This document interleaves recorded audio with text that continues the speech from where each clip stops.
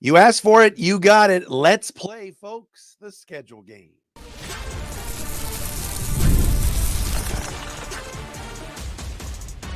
You are Locked On Lions, your daily Detroit Lions podcast. Part of the Locked On Podcast Network, your team every day. What's happening, everybody? Matt Dery with you. It is a Friday edition of Locked On Lions right here on the Locked On Podcast Network, your team every day. Today is Friday, May the 17th, into Saturday in the weekend of May 18th and May 19th. Thanks for making us your first listen and checking us out wherever you get your podcasts. Shout out to our everydayers who are out there watching or listening each and every day. Ran into my guy, Andrew Addy, yesterday. This is a great story.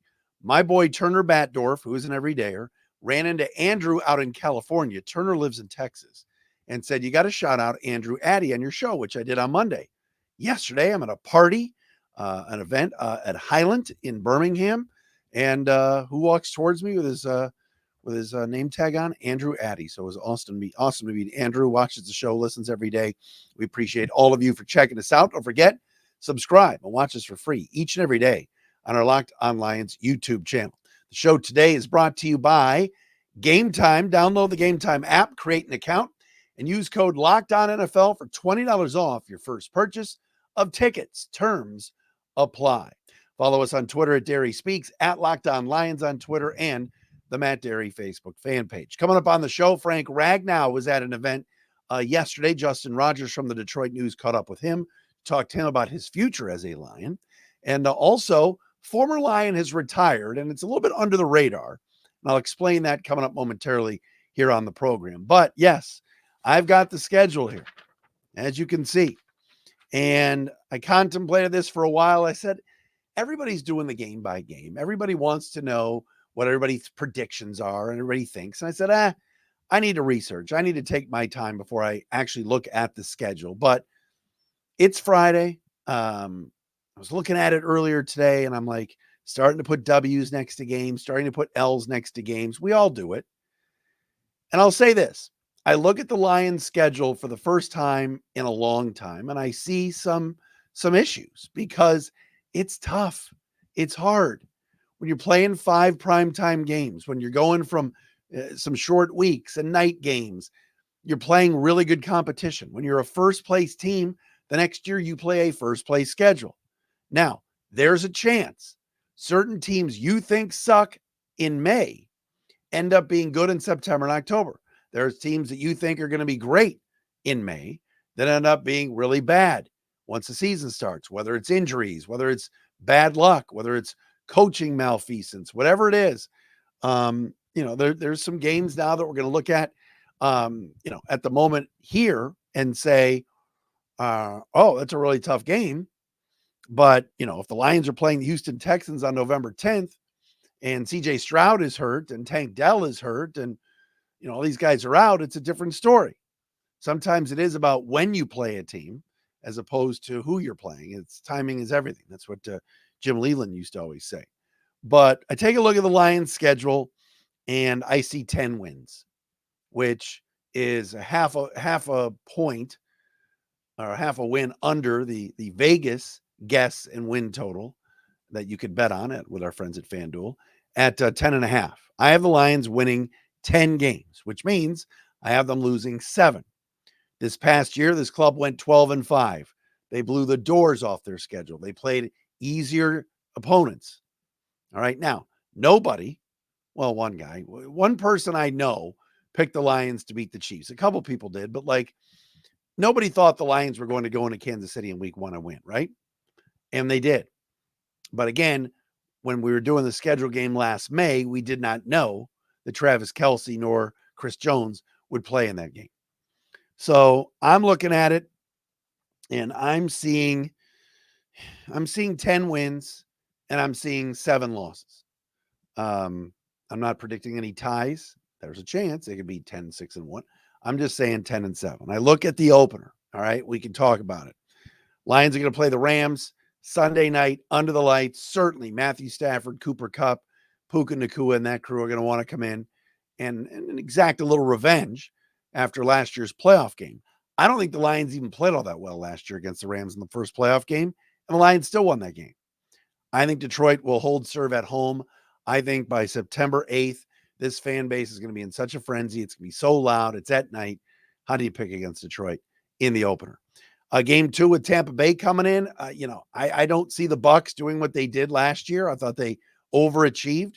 Certainly Baker Mayfield had a great year. They brought Mike Evans back. Winfield just got a brand spanking new massive deal. Got some good young players on that defense. But I think the Lions are going to be 2-0. I'm going to chalk up a win there as they head on the road to play Arizona in week 3. You know, it's very difficult to do. It's very difficult to sweep an entire month. Very difficult. I look at going out to Arizona and playing the Cardinals as being a major trap game. And I think going out west, never easy to play out there. Even when the Cardinals had a bad team and Josh Rosen, it was a slog to be out there and playing. So I'm going to give a loss to the Lions in week 3 in their first road game. Then, of course, week 4, the Lions will head back home and play Monday Night Football against Seattle. I'm playing the percentages here. How many more times are the Seahawks going to come to Ford Field and win? How many more times are we going to see Geno Smith come in and spoil the party? I'm taking the Lions, Monday Night Football, rookie coach and Mike McDonald, who's going to do a good job out there. But no more Pete Carroll, no more Shane Waldron. Their offensive coordinator is now, of course, in Chicago. I'm going to take the Lions to have a 3-1 September.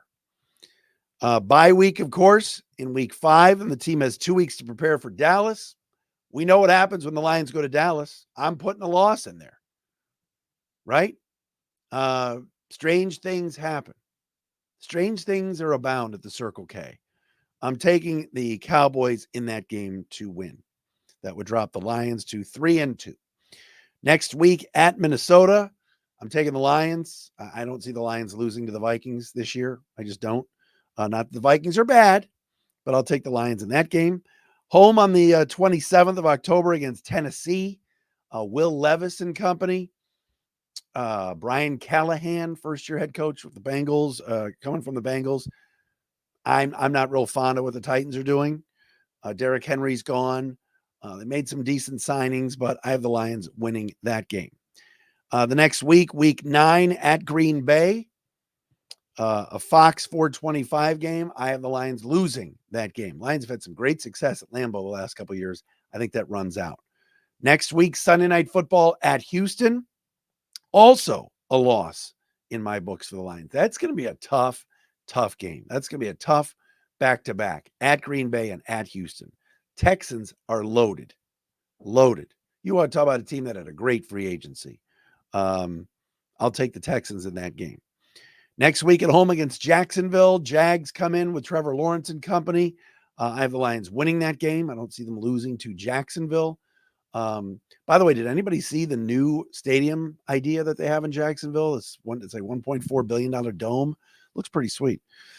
At Indy the week before Thanksgiving, I see this as kind of a look-ahead game for the Lions playing the Bears on Thanksgiving and not wanting to stub their toe on Turkey Day like they did this past year. Indianapolis is tough, and I have the Colts winning that game. So I took Indy in that one. Next 3 are all at home, all wins for Detroit, in my mind. Bears on Thanksgiving. Lions are not going to let what happened last year happen again. Green Bay, Amazon Prime. If I have them losing at Green Bay, I'll have them winning at home to salvage the season series with Matt LaFleur and his team. And then Buffalo. This was a tough call for me. Bills are good. And the Bills have always been really good in December, whether they're at home in the snow or whatever. Buffalo seems to turn it on late in seasons. But yet, despite it being 425, late afternoon, 3 games at home in a row, I will still take the Lions in that game. Lions will play at Chicago, at San Francisco, and home to Minnesota to wrap up their regular season. Let's do this. Let's pause. When we come back, we will discuss the last 3 games for Detroit. We will do that coming up next, right here on a Friday edition of Locked On Lions.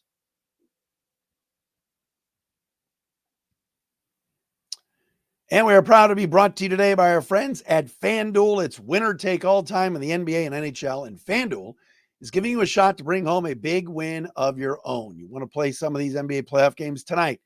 You got the Knicks, you got the Pacers, game 6 at home. Indy trying to force a game 7. You're already going to have another game 7 coming up this weekend with the Nuggets and Timberwolves. Hockey tonight. Can Boston stave off elimination? Tigers are playing tonight. All of that is right there for you at FanDuel.com/lockedon. Right now, new customers get $150 in bonus bets with any winning $5 bet. That's $150 to bet on spreads, money lines, player props, and more. Visit FanDuel.com/lockedon. That's FanDuel.com/lockedon and make every playoff shot count. FanDuel is America's #1 sportsbook and proud sports betting partner of the Locked On Podcast Network.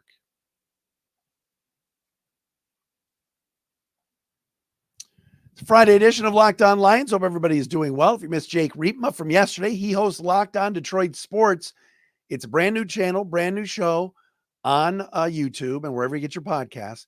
He'll do the postcast. So tonight, after the Tiger game, check out Jake immediately following the game for a live postcast.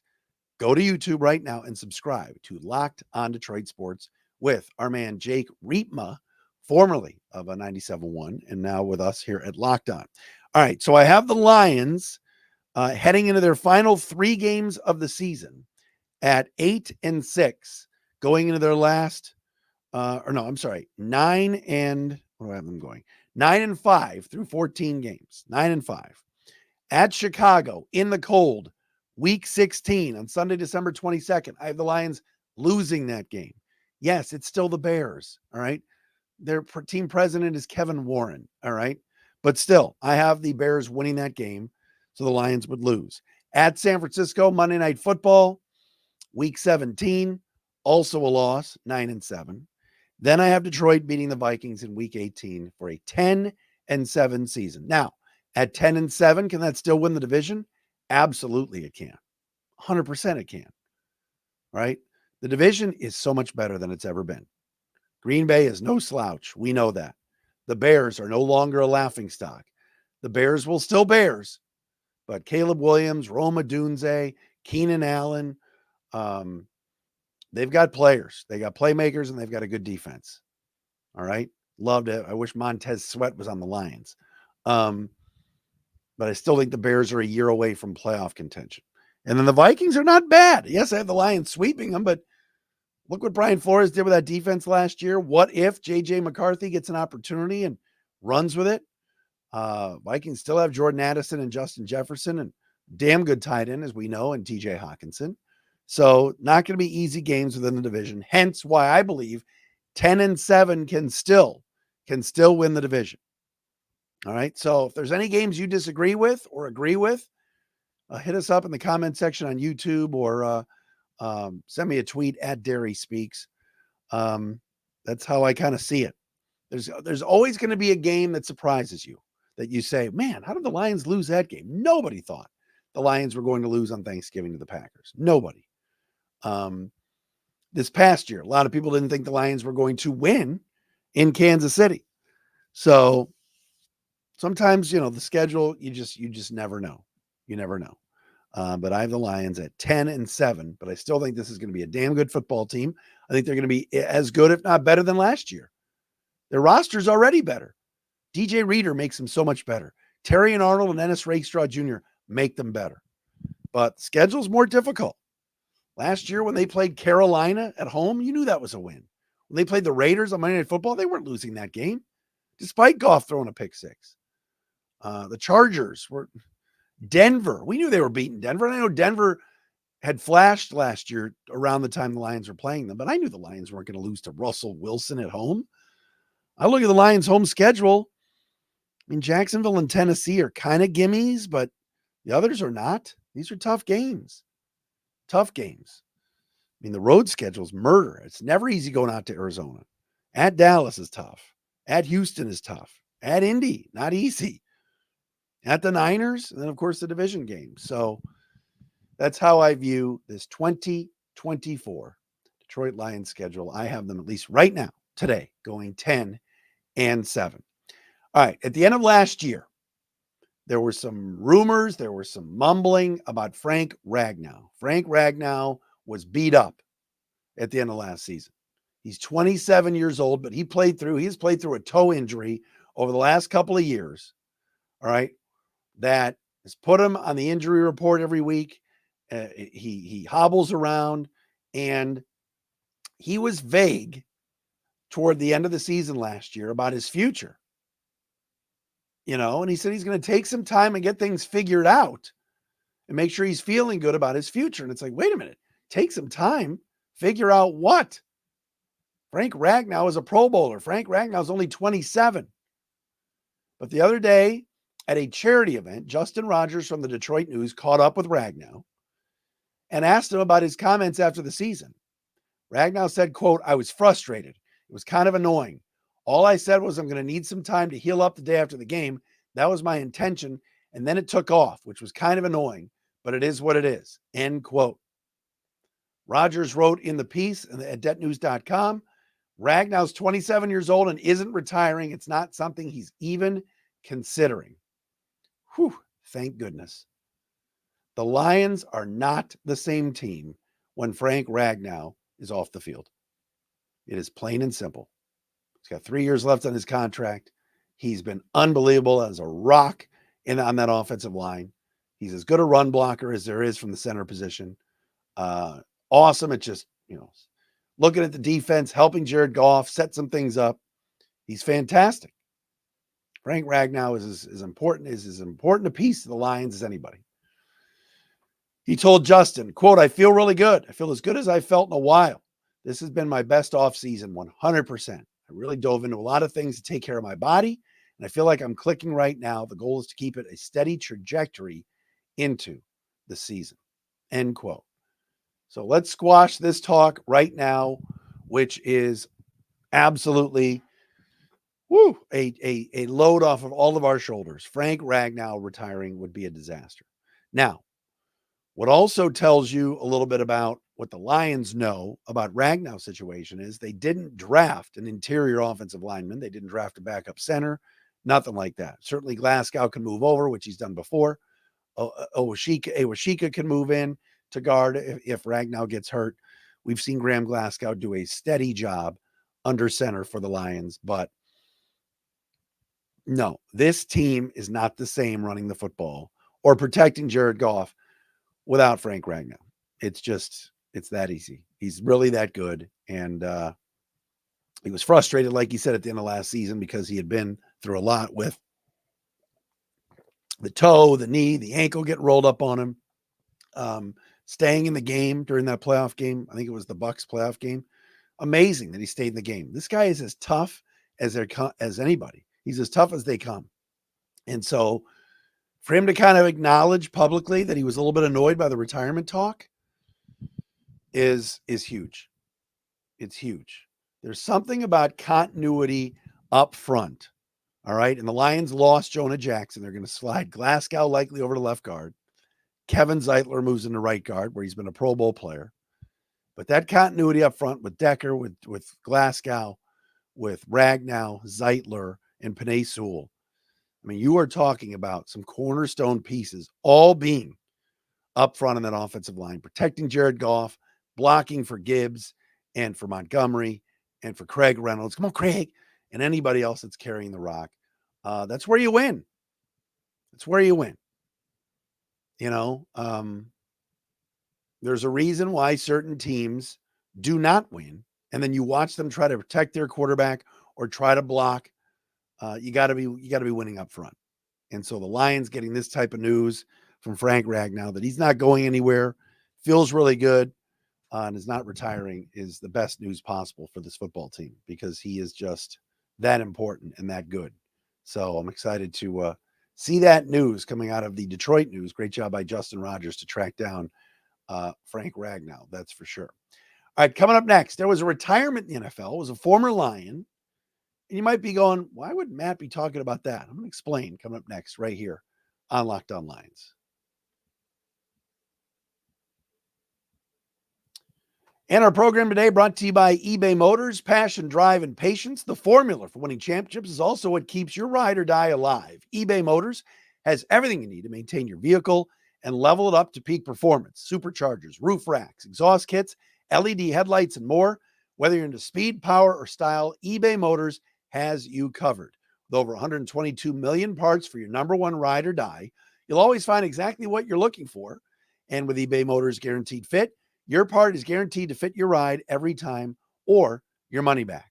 Because with eBay Motors, you're burning rubber, not cash. With all the parts you need at the prices you want, it's easy to make your car the MVP and bring home huge wins. Keep your ride or die alive at ebaymotors.com. Eligible items only. Exclusions apply. eBay Guaranteed Fit only available to U.S. customers.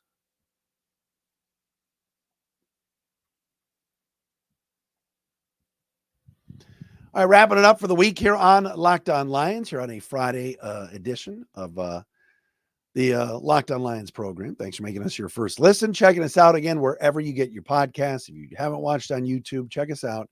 Subscribe, hit that subscribe button, and watch. You can also watch and listen, which we always appreciate everybody out there checking us out. By the way, I was looking on the Gametime app for Lions Rams tickets. Like the cheapest ticket was like $370. So the home opener for the Lions of being under the lights, that's going to be a hot ticket. That is for sure. All right. So the other day, former Lion and Ram defensive lineman Michael Brockers announced his retirement from the NFL. Brockers played in the league for 11 seasons.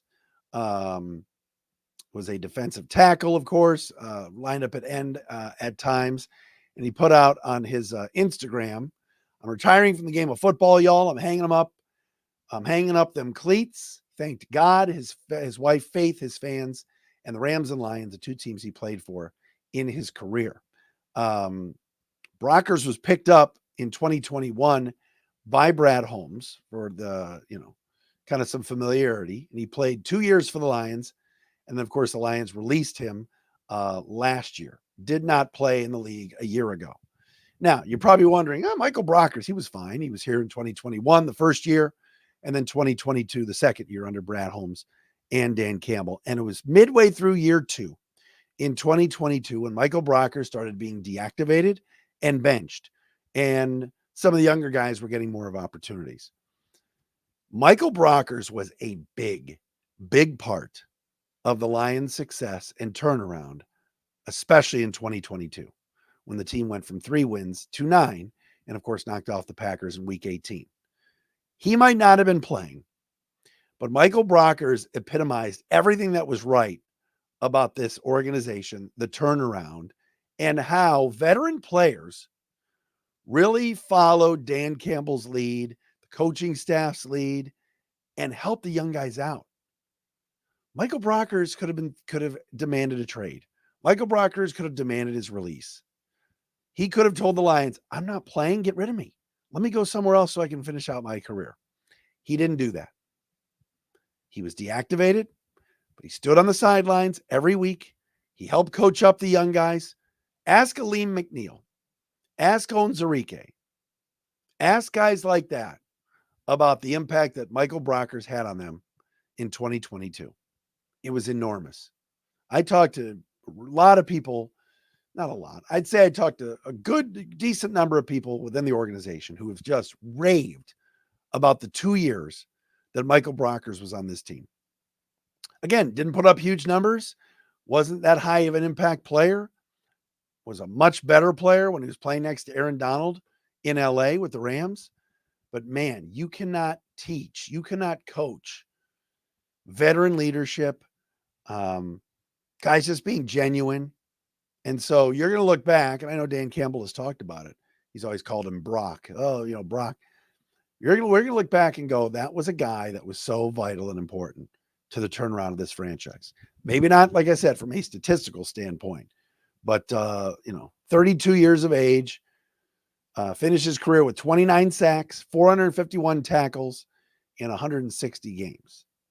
But he just had a really big impact when it came to leadership, and everything else in that Lions locker room. So shout out to Michael Brockers. A salute to you, my friend.